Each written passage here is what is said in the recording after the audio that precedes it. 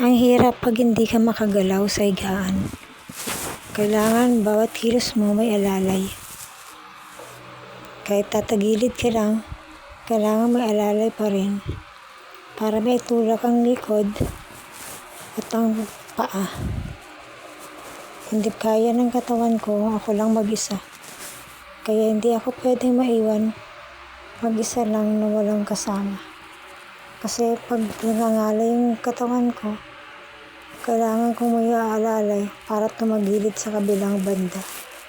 Mahirap kasi mabigat sa katawan. Lalo't pag hindi mo magalaw ang iyong mga paa. Sa araw-araw ganito ako.